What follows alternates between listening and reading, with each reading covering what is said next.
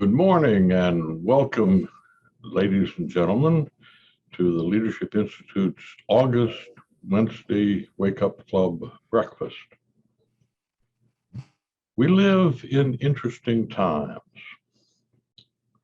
It looks like some 17 content-free Republicans in the Senate will provide the Democrats with enough votes to pass another inflation bomb, and this is misnamed an infrastructure bill. And I observe that it remains to be seen how movement conservatives will react to this. I encourage you to live tweet today's events with hashtag WWCB. In 2021, your Leadership Institute has already trained 6,323 conservatives in 230 separate trainings. Since 1979, LI has trained 237,050 activists, students, and leaders. I'm thrilled to announce that next month in September, Leadership Institute will once again host this monthly event in person that ends our no-calorie breakfasts. The news about our speaker for September will be announced soon. At the end of this event, you will be redirected to the training schedule on the LI website. There you will find all of the currently scheduled trainings. Please take a moment to review these schools and consider attending one or sending a friend to one of our trainings. If you are joining us over Zoom, there will be a chance to ask questions at the end of this talk. And please use the Zoom Q&A function, which is available at the bottom of your screen if you're on Zoom, and submit a question should you have one. You may know that our Youth Leadership School is our flagship program at the Leadership Institute. It was our first school. Carly Tomaine is the director of the Youth Leadership Schools here at the Institute. And in this position, she travels across the country to train conservative activists on how to effectively run mass-based youth efforts for candidates and causes of their choice. Previously, Carly worked as the Pennsylvania field representative here at the Leadership Institute. She also served as the grassroots director for the Dan Mauser for Congress campaign in Pennsylvania and was a field organizer for the Republican Party of Pennsylvania in Luzerne County. Originally from Scranton, Carly is a graduate of Misericordia University in Pennsylvania with a BS in government, law, and national security and business management. Carly? Well, thank you, Morton, and Deirdre, thank you for putting this on and for having me this morning. Good morning, everyone. So I'm here. I've been asked today to give a brief update of what the Youth Leadership School Division has accomplished so far this year and what is yet to come with our current training model. So this year, the YLS Division has trained 1,359 young people. We held 3 in-person youth leadership schools in the spring. We were in Austin, Texas, Pensacola, Florida, and Las Vegas, Nevada. And we also held 1 online youth leadership school in the month of June for those who couldn't travel in the spring. We also held 45 youth leadership workshops so far this year, both online and in person. The workshops are 3-hour trainings tailored and targeted to a specific group or organization's needs, such as recruitment, activism, leadership, communications, or youth campaigns. The way the current Youth Leadership School training model works is as follows. Youth Leadership School staff work with our regional field coordinators here at LI, as well as student leaders on campus, and set up as many youth leadership workshops as possible. We try to set these up on campus and online. From these workshops, only the high-performing students will then receive a scholarship to attend a youth leadership school of their choice. The model was first introduced in early 2020, and it has allowed the quality of graduates to rise, increasing the number of top graduates per youth leadership school. Just 2 weeks ago, we held our first youth leadership school in the building since the pandemic. We trained 67 young people on the concepts of mass-based youth politics, and 34% of the attendees were top graduates of the school. Due to COVID-19, we have transitioned all of our trainings to an online platform, and we'll continue to offer this option for both our workshops and our youth leadership schools, especially in those areas where restrictions on in-person gatherings still exist. So coming up this fall, we have 4 youth leadership schools planned in person so far. We're going to San Francisco, California, Boston, Massachusetts, Miami, Florida, and New Orleans, Louisiana. So thank you, Morton, for having me on this morning. And again, thank you, Deirdre, for putting this all together. Thank you so much, Carly. The Leadership Institute started out with a youth leadership school alone, and that school is just as relevant now as it was then. I gratefully thank the Leadership Institute donors for their unfailing support for this school in particular, as well as the entire organization. They have kept the Institute running and growing since 1979.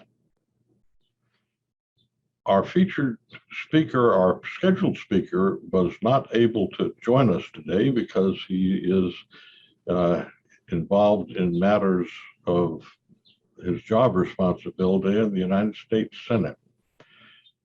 But I'm pleased to introduce one of our top staff for a presentation which will break some news.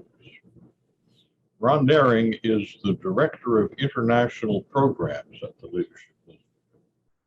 Ron's history with LI goes back to 1989 when he attended his first Leadership Institute training.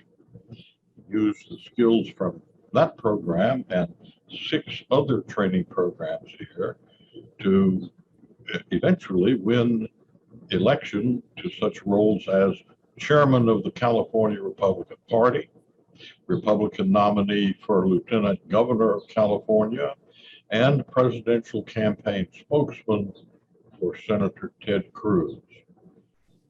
Today, Ron will share with us the critical role of campaign training in success at the ballot box and introduce the Leadership Institute's exciting, brand new, dedicated program for school board training.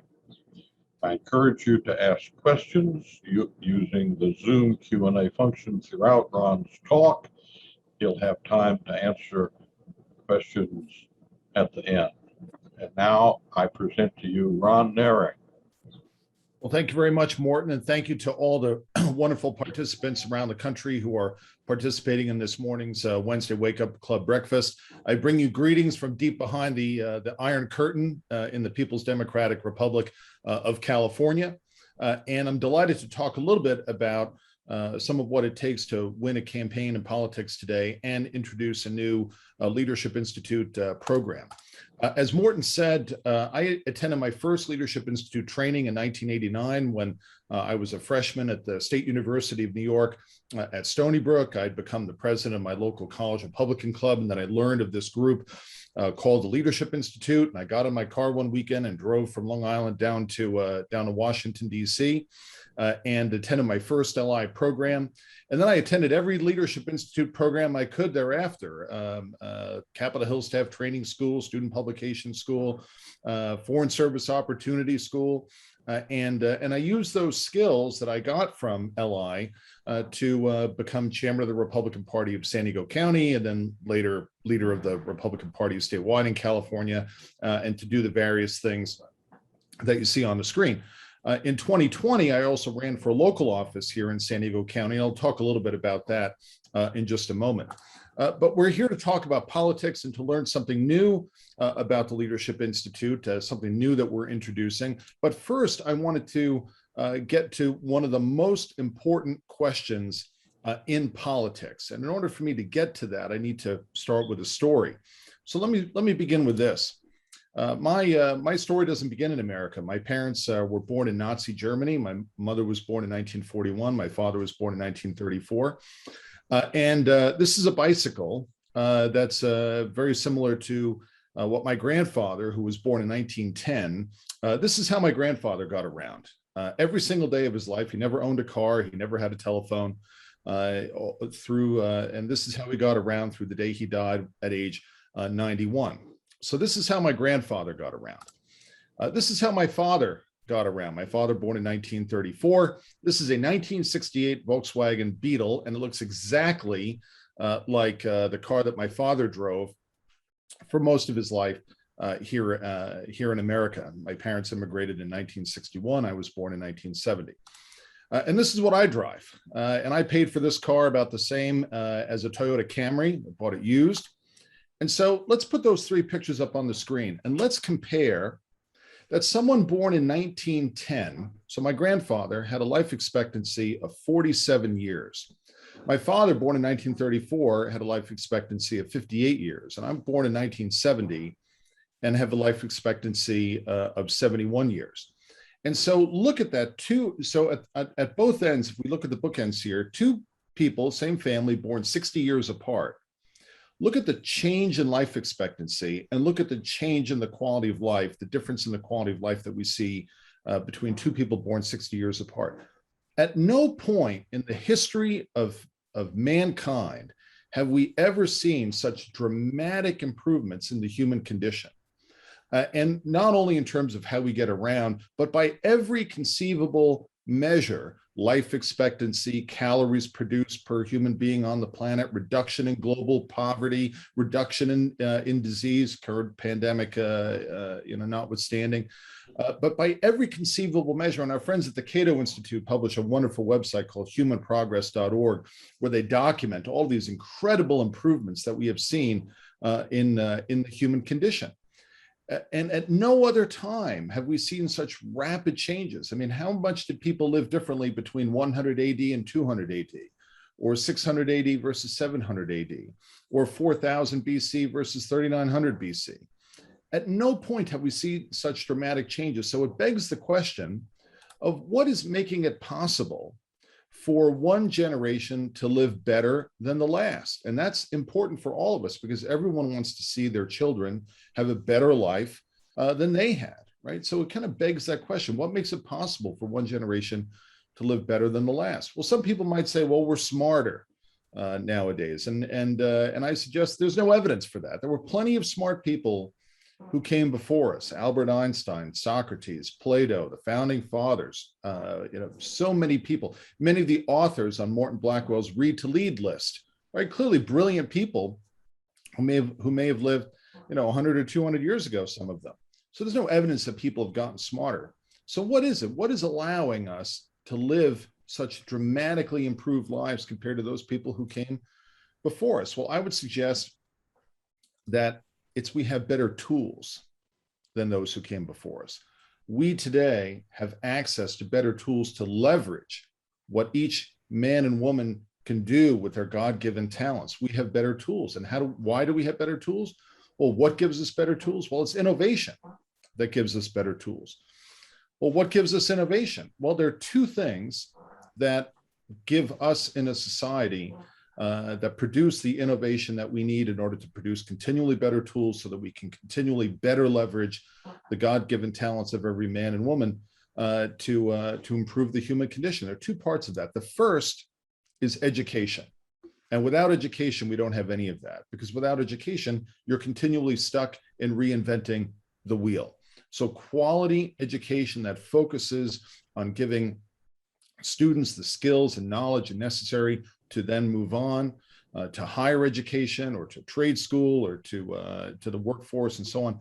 Education is vitally important to the innovation that we need in order to improve the human condition. There's also a second part of that as well. Education alone doesn't do it. And we know this because the Soviet Union, the Eastern Bloc, they focused on education relentlessly. They were churning out computer scientists like they were going out of style.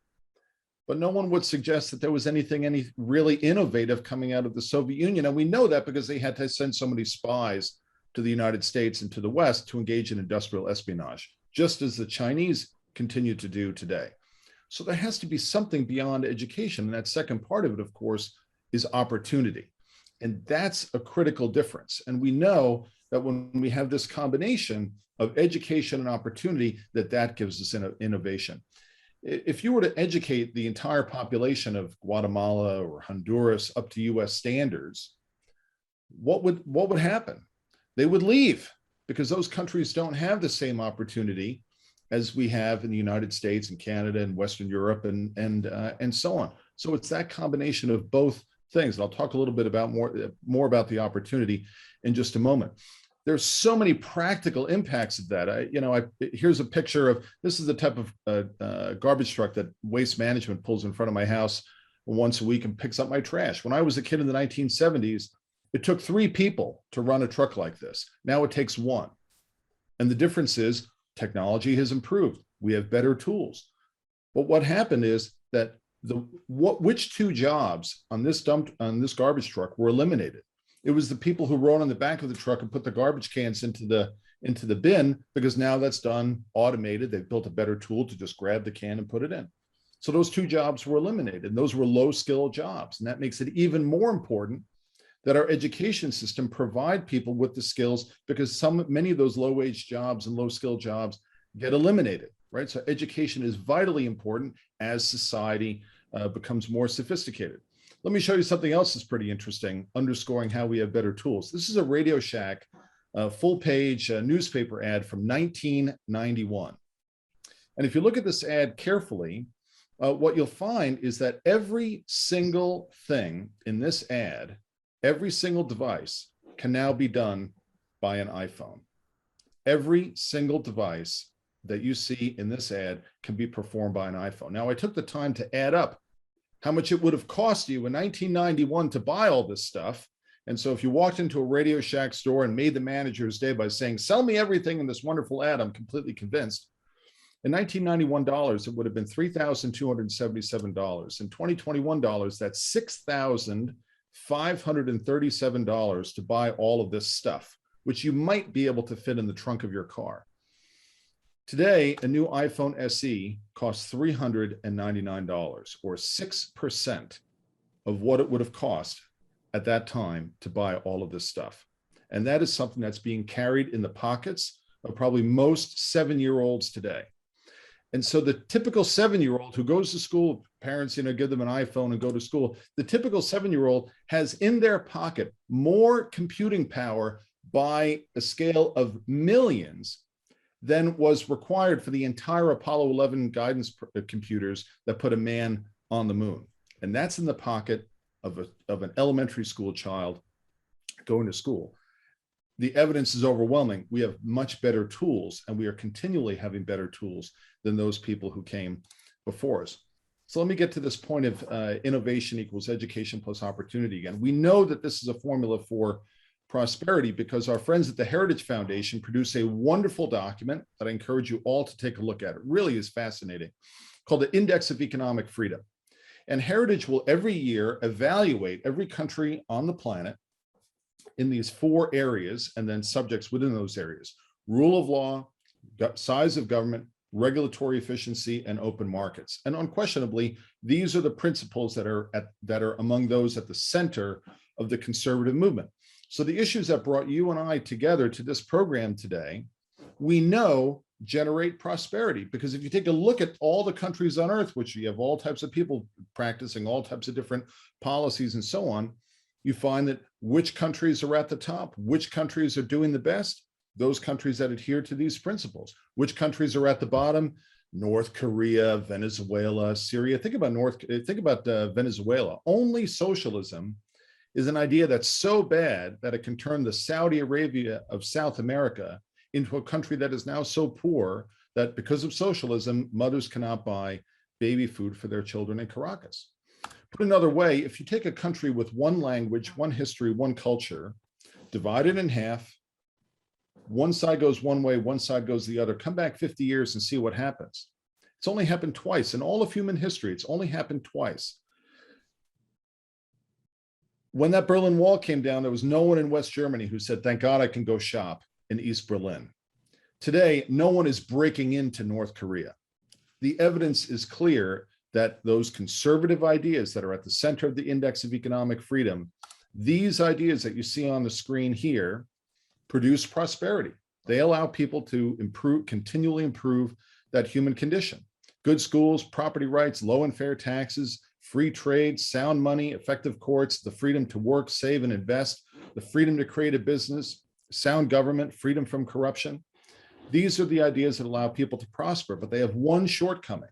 There's one thing that these ideas can't do, and they cannot implement themselves. They need champions. They need candidates who will step up and run for office and put these ideas into action. Because as we know from human history, the tendency is for government to go in the opposite direction of these ideas. Power tends to accrete upward. Governments tend to shut down freedom when they can.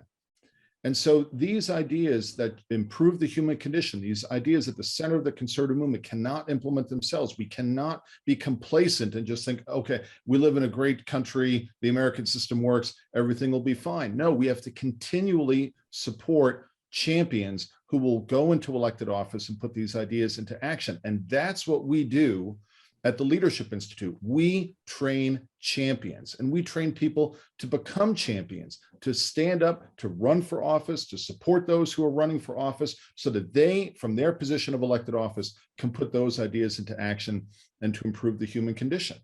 Now, very much today, much of our political dialogue is dominated by what comes out of Washington and so on. And much of that is because of national cable news and so on. There's far more news that comes out of Washington than any place else. But the reality is that the vast majority, the overwhelming majority of elected offices in America are not in Washington. They're not in the state capitol. They are in local government. In my county of San Diego County, which is the southwestern corner of America, we have 987 elected offices just in this county. And only about 13 of them are state or federal offices. So over 960 of those offices, over that amount, are local government offices. And so it is a mistake to assume that the entire country is just in the hands of who occupies the White House or who occupies, the speakers, who holds the speaker's gavel, and so on. Local government office is critically important.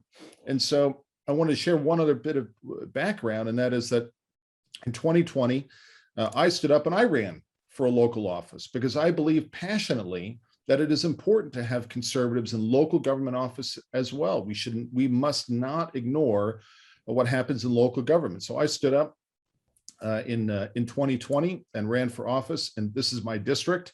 It's about 15 miles north of the international border, about 19 miles from the coast. There are 4 communities in my district, and I knew, because of my history with the Leadership Institute, both as a faculty member, as a staff member, and as someone who was trained by Morton Blackwell beginning in 1989, I knew what office to run for, what the campaign would involve, how to go about building a presence in the community, and doing all of those things that we teach at our campaign management school and other schools as well. And the proof is in the pudding.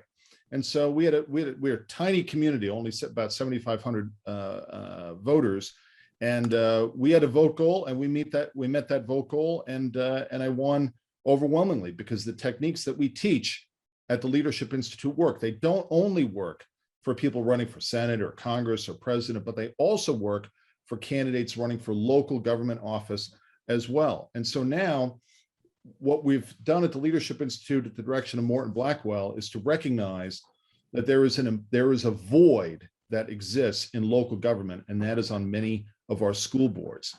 And that is that we have seen, for example, with the attempt to push critical race theory in schools and various other left-wing ideas to use schools for purposes of political indoctrination as opposed to education, that there is a void there, that even in many conservative parts of the country, you have school boards that are dominated by the left. And so now we have taken the talent pool that the Leadership Institute has, and faculty members and staff and supporters and allied groups and so on, and put together a new program called our school board campaign training. And we have taken all of that talent and we have put it into this program. And this program, which will launch on August the 9th, will feature more than 15 hours of campaign training taught by people with experience in winning elections to local school boards, with experience in local election campaigns. Every faculty member has experience in winning in local government. So it's taught by experts, people who know the difference between running for Congress versus running for state assembly or Senate, state house, and running for a local school board. This program will be 100% accessible to everyone because it will be completely available online. Every course will be available online once we launch on August the 9th. You can also bring this if you are with an organization and you have a meeting or conference where it makes sense to invite us and bring us in. We can do an abridged version of this program at your meeting or conference, in a breakout session or general session, et cetera. We have many conservative organizations who can benefit from this. But we'll also bring it to everyone's iPhone or your mobile device with a regular podcast series, which will launch in the very near future in about 2 weeks. And so through using all the technology that we can to maximize the availability of this training, and this will all be available through one portal at leadershipinstitute.org/schoolboard. Now, before I take questions on this, I said at the beginning that I wanted to get to the most important question in politics. And in my experience, in my opinion, based on more than 30 years in the public policy process, the most important question in politics is not who and it's not what, but the most important question in politics is why. Why is a candidate running for office? Why does a candidate hold a position on a particular issue? Our senior vice president, Steve Sutton, calls this the because clause. Because if someone understands the why you are running as a candidate, why you support this candidate, why the candidate holds a particular position, that having a sound and compelling why is critically important to winning in those competitive elections. And when our candidates do not answer this question proactively, when they do not define themselves, when they do not define proactively why they hold a certain position, why is it more important to focus on educating kids rather than allowing schools to be used for political indoctrination? Why do we want to have lower taxes? Why do we want to have the freedom to work, save, and invest? Because it improves the human condition, improves the lives of others. When we leave that open, our friends on the left come in very quickly, and they will be more than happy to define for us, for the voters, why it is that conservative candidate is running for office or why that conservative candidate holds that particular position. And so when people step up and they run for school board, it's vitally important that they answer that question of why are they running for school board? And it's so important to understand that by having good quality people in office, by having good trustees serving in that capacity, and I served as a high school board trustee here in San Diego County several years ago, that has to be understood, that our candidates for school board are running in order to make our schools better, because every American child deserves a world-class education. Every American child, whether they are in Compton or in Beverly Hills, deserves a world-class education. The taxpayers are already paying for it.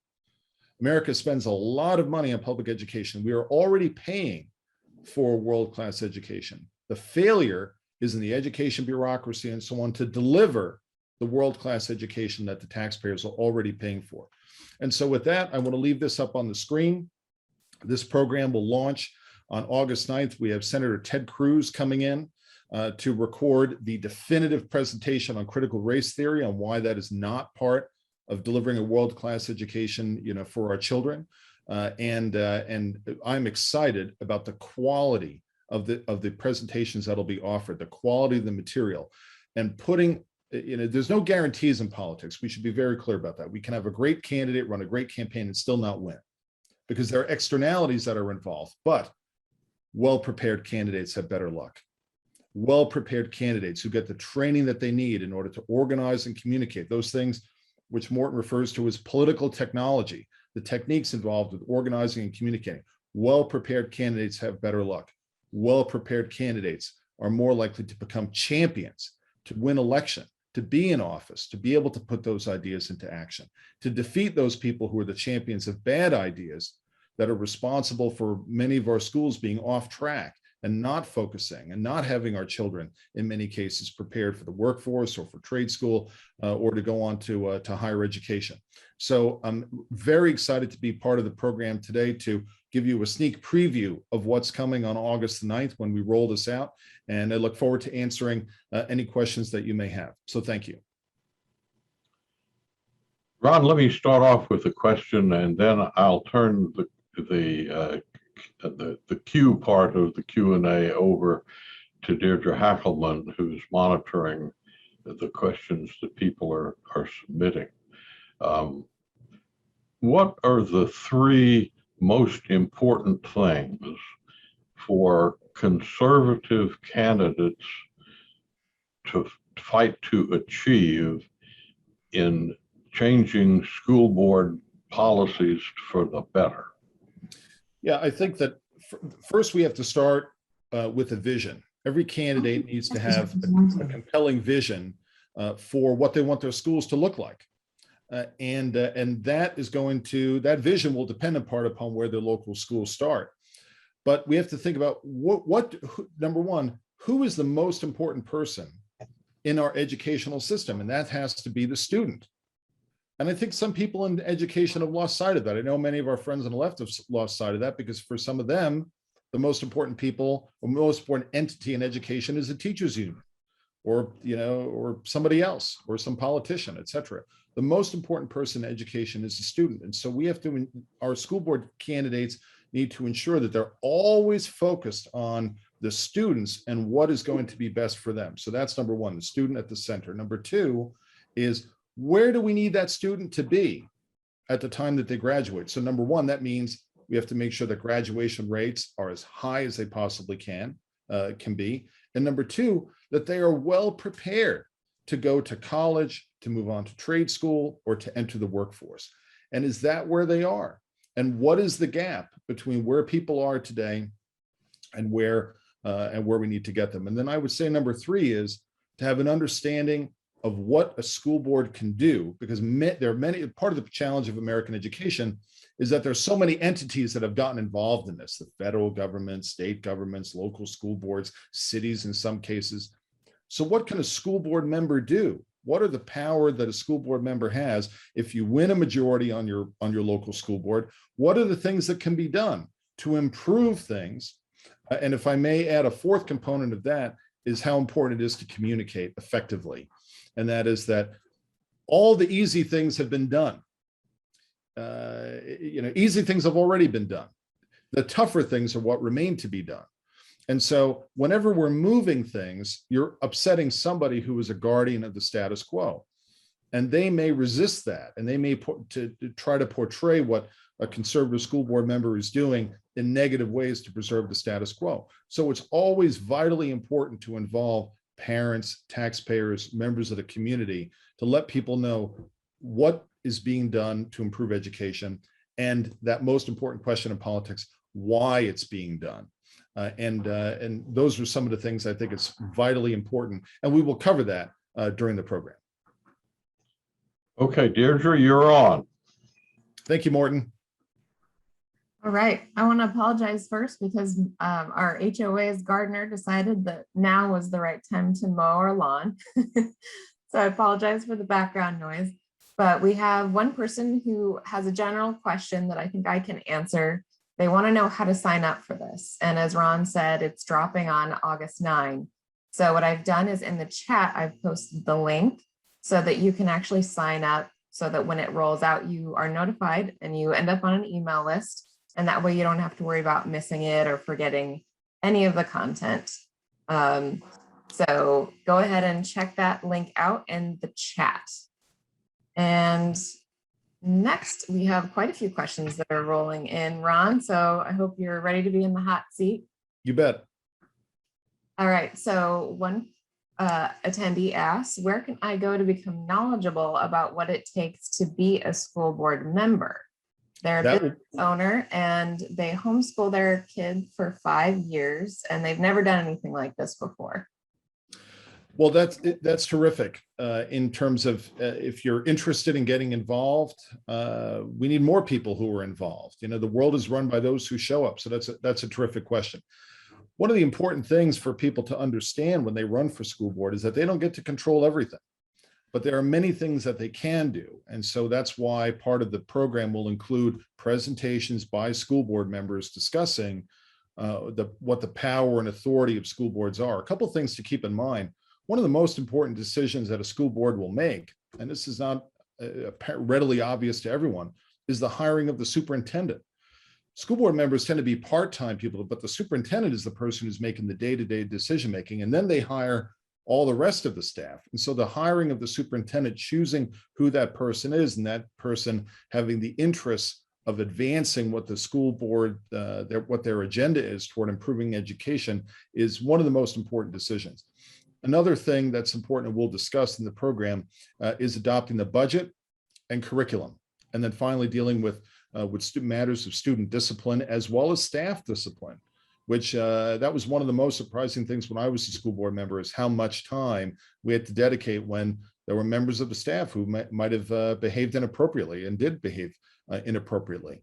And so that will be part of the program. So if you number one, if you received an email to participate today in today's Wednesday Wake Up Club breakfast, you will receive an email about this program when it launches. But if you want to go and sign up right away, go to leadershipinstitute.org/school board. And then when the presentations roll out, this will be one of the topics. All right, next question. Someone's wondering, how much time do they actually need out of their life and busy schedule to run for school board? So I want to encourage every good conservative who's interested to run for school board, but I have to be candid with you. First is that when you are a candidate, being a candidate tends to consume every spare moment of your life, and then some percentage beyond that as well. Being a candidate, it's never well, I'm just going to put a little bit of time, I'm going to throw my hat in the ring. If you're really interested in winning, then it becomes all consuming. I won my most recent election by over 25 points, but yet still it was something that was on my mind every day. We were making sure that we win. Then once you're on the school board, it varies. It's like so many other things in life. It's what you make of it. So if you have a full-time job and you have to take care of that, well, then it's going to limit the amount of time that you're going to be able to put in. But there are plenty of people with full-time jobs who serve on school boards. That's okay. But it's a matter of how much time you want to put into it. And I encourage school board members, once they're on the board, to take the time to go visit every school site, spend time talking to teachers, spend time in the classroom, spend time talking to parents, and dedicate the time necessary to really develop a thorough knowledge, because those people who may resist change in the form of improvement, one of the advantages that they have is that they're on the ground every day. They're in the school building every day. They're in the administration building every day, and the trustees, they may not really know everything that's going on. So closing that knowledge gap when a school board member takes an active role in learning levels the playing field, so that the school board member, being an advocate of change and improvement, can do so from a well-informed position. So the final answer is, it's a matter of how much time you choose to put into it. And I encourage people to put the time in necessary to be an effective advocate for change and improvement. All right, the next question comes from someone who lives in the Bay Area next to the Google headquarters, and they're wondering, how can they possibly win any school board positions while living in such a liberal district? Well, that's interesting, because so you're in the Bay Area. I mean, I'm behind the Iron Curtain in San Diego, but you're really behind the Iron Curtain on the peninsula. So a couple things. One is you're in California, and that means that your party affiliation does not appear on the ballot. Now, if you're a Democrat running in the Bay Area, then you don't have the advantage of having your party label on the ballot. But if you're a Republican living in the Bay Area, you don't have the disadvantage of your party label being on the ballot, and therefore you have greater ability to define yourself rather than have the party label define yourself. And that cuts both ways depending upon where you live. But I happen to know that the Bay Area is a very left-leaning area. I presume that you're a conservative if you're on this program. And so I would not write anything off. in that regard.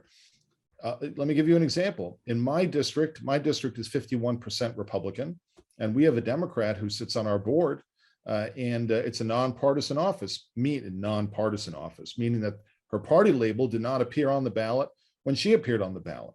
So really, the greatest opportunity that a Republican has in a heavily Democratic area is in a nonpartisan office. And the same is true in the reverse. The greatest opportunities for Democrats to win in Republican areas are in so-called nonpartisan offices. So don't worry about that. Worry more about being able to define yourself, having the resources to define yourself, and doing so in ways that are compelling. And you can learn the skills needed to plan and execute your campaign through the school board program that we're about to roll out on August 9th. All right, and then our next question, we're getting quite a few rolling in asking about teachers' unions. They're asking if, even if we get on the board, how do we win over the teachers' unions? How do we get anything passed, even if we have the votes, if they're against us? Well, keep in mind that in districts that are unionized, there is a collective bargaining process, and those contracts come up for renegotiation every couple of years. And we know that the teachers' unions want to control both sides of the bargaining table, because if you can control both sides of the bargaining table, who are you really negotiating against? And so if you have a conservative majority, when that collective bargaining agreement comes up for renegotiation, you're going to get a different outcome. But you also have to make sure that you fully understand everything that's in that collective bargaining agreement that's going to impact the quality of education. Let me give you a quick example. In the district where I was a trustee, we had 11 high schools. And we had a provision in our contract that said you could not send a teacher to more than one school without their permission. In other words, you could not hire a teacher and have them teach at one school in the morning and one school in the afternoon. Well, you might think, well, that's not really that big of a deal. But yes, it is when it comes to hiring teachers in specialty areas. What if we wanted to teach Mandarin Chinese, or wanted to teach a class in Russian, or whatever, or some language that's not very common? Well, you might not have enough students at one high school to justify a full-time teacher, but you might have enough students at two high schools. So if I could send that Russian teacher to one school in the morning and another high school in the afternoon, I might be able to expand the total number and the variety of classes that the school teaches. But that wasn't allowed because of the collective bargaining agreement. And a lot of those things wind up getting into the bargaining agreements because when times are good, then the negotiation tends to be about compensation. When times are not good and the district doesn't have a lot of money, what they tend to push for is working conditions and work rules. And so over time, a lot of these collective bargaining agreements become unwieldy, and they can run counter to the goal of providing a quality education. And that's why it's important to have a conservative majority when those contracts come up for renegotiation, and to have a superintendent who shares your vision and have the skill necessary to get a good deal that allows you to move the ball forward to improving the quality of education in your district. Okay, we have another question about being a conservative in this arena. They're wondering how to win over moderate Democrats or left-leaning people. What are some issues that conservatives can put on their campaign that might not turn off moderate Democrats and might attract them? It goes back to why. The most important question in politics, as I said, is why. And that's not something that is commonly learned, just by watching, cable news channels, or, reading your Facebook feed, or whatever. Most important question in politics, I believe, is why. And so as a conservative candidate for school board, you have to be able to answer that question. And the answer should be that I want to make our schools better.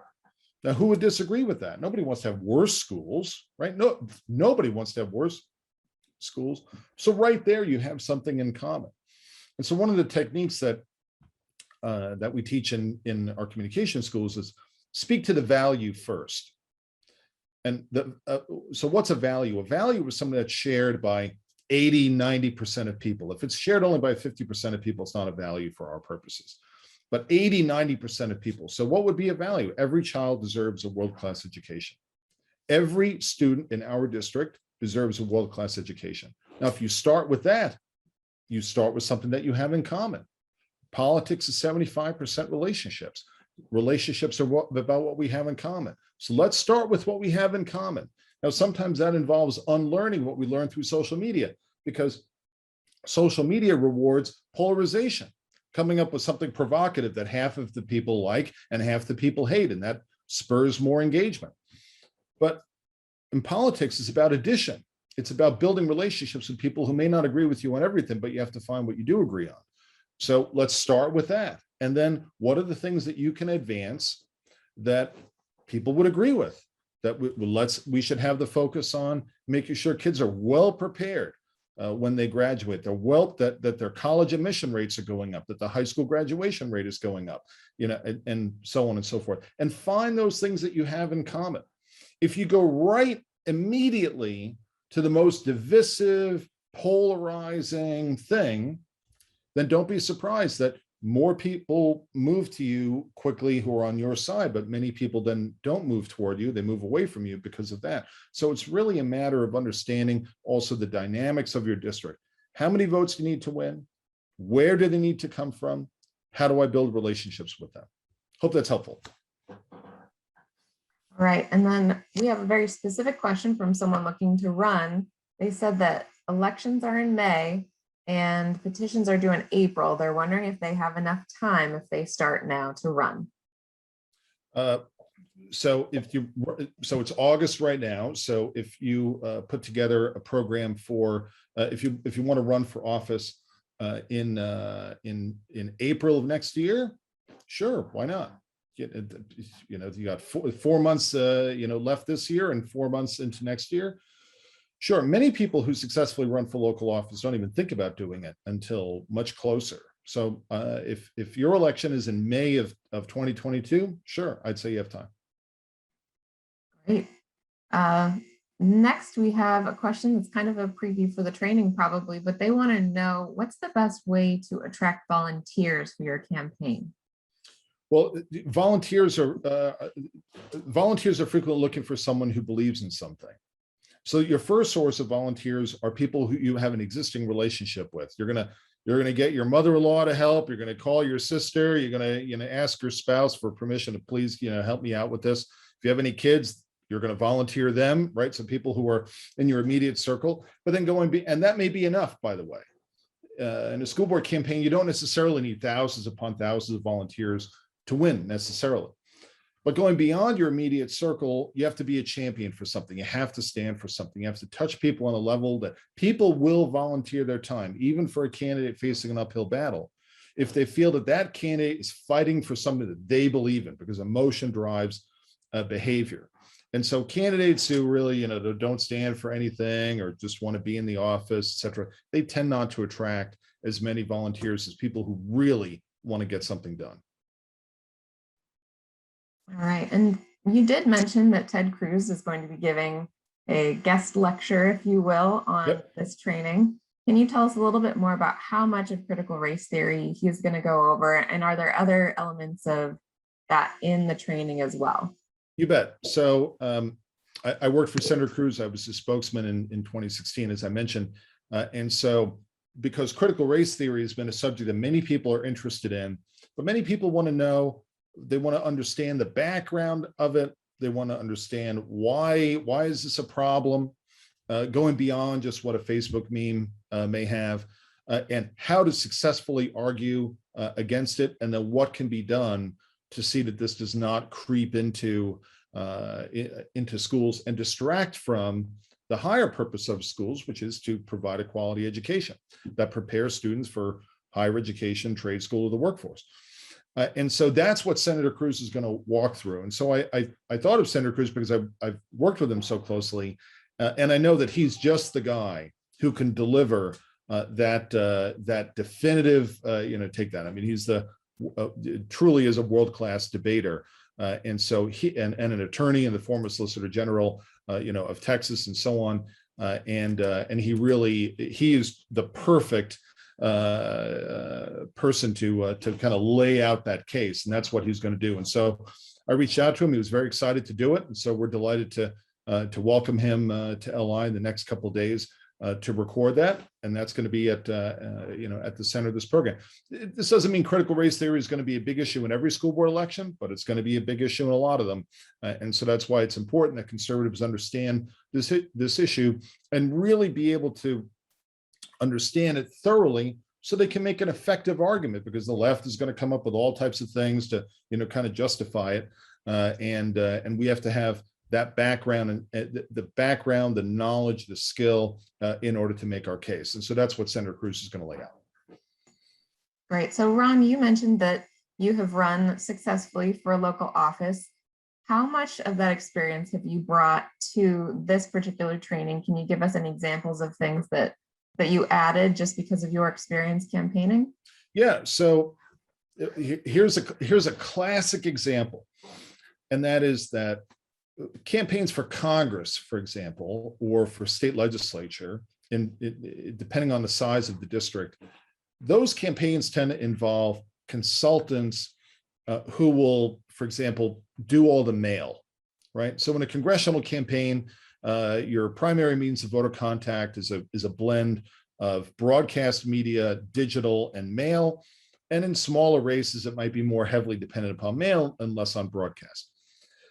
But the voter contact, the mail is going to be designed in those races. It's usually designed by a professional firm that, has done this, a billion times, before. But what happens when you're running for an office that's so small that it doesn't make financial sense for consultants to be involved? The amount of design time that it takes for a mail piece is the same, whether you send it to 100 people or 100,000 people. And so what many candidates for local office find is that the tools that are available for legislative candidates and congressional candidates may not make financial sense for them. And so therefore, we have to go into, well, how do you produce mail for a campaign when you don't have a professional consultant? And right there is the laser printer, which I generated all my mail on for my campaign. That is an HP laser printer that I bought at Costco. So we'll talk about how can you generate, and because my district has about 7,500 voters, and so I won with about 2,500 votes. So not an enormous race. So we didn't have a mail house, we didn't have some mail consultant, we certainly didn't have any broadcast media, but all the mail was produced right here in the house. And so if you take a program, a campaign management school, for example, that's really aimed at candidates for legislature or Congress or whatever, you're going to find that some of the voter contact techniques might be out of sync. So we recognize that, because school board elections tend to be much, much smaller. And so the training, therefore, is designed to be relentlessly practical for people who are running for local government offices, which tend to be small districts for school board, and it's really catered directly to them. But at the same time, every technique that we use on the presidential level, on the national level, statewide level, that is scalable, that does work, is included in the program as well. So it's very powerful, but it's relentlessly practical. And that's why we had to do this program, because if you take a training program for people running statewide, and then you want to apply all of that in a school board election, well, a school board election, you're probably not going to have any polling. You're probably not going to have any television. You might, but you probably won't. You're going to really have to focus on mail as a primary means of voter contact. The stakeholder side of it is different. The role of small events is different. So we really customize the training to be on that level.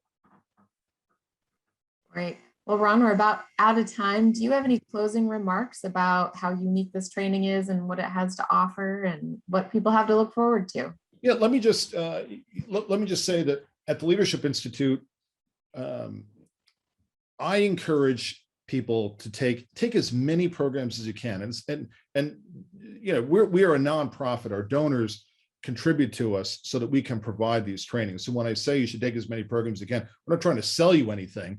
The registration fees cover a tiny, tiny fraction of what it costs to deliver our programs. But I say that because I attended, as I mentioned earlier, 7 different Leadership Institute trainings, including I went to Capitol Hill Staff Training School. I never went to Capitol Hill. I took the Foreign Service Opportunity School. I've never been in the Foreign Service, but I learned so many additional things that wound up being useful to me, and I met a lot of people. And that's sometimes overlooked, is that politics is 75% relationships. And when you meet LI faculty members, most of whom are unpaid volunteer experts who are contributing their time because they believe in Morton and LI and in the cause, to meet those people, to meet your fellow students, to build that network is enormously valuable. And so I encourage people to take as many LI programs as possible. When they're available in person, take them in person. You'll meet more people. But one of the great things about being able to offer the school board training online is that you can do it from anywhere. And you could be in Alaska wanting to run for school board. You don't have to fly to LI's building in Arlington, Virginia. You can take the program online, and so there's really a blend. So that's my closing advice. Great. Well, thanks so much for being on with us, Ron. That was really informative, and I think people even got a little preview for what the training itself is going to be like and its content. And just wanted to give a thanks to everyone who's helped for all of that. And thanks so much again for being on. Great. Thank you very much. All right. And to all of our attendees, please join us on September 1st for our next in-person Wednesday Wake Up Club breakfast. You can sign up online at leadershipinstitute.org/breakfast. And thanks again for joining us. Until next time, stay well, everyone.